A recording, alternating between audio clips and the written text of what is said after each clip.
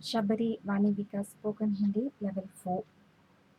question 1 तुम कल कहाँ गया நீ நேற்று எங்கே சென்றிருந்தாய் मैं कल बेंगलुरु गया நான் நேற்று பெங்களூரு சென்றிருந்தேன்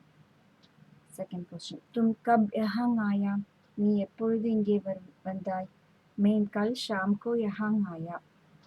நான் நேற்று மாலை இங்கு வந்தேன் तुम क्यों रोया நீ எதற்காக அழுதாய் मैं नहीं रोया நான் அழவில்லை फोर्थ तुम क्या लाया நீ என்ன கொண்டு வந்தாய் मैं फल लाया நான் பழம் கொண்டு வந்தேன் फिफ्थ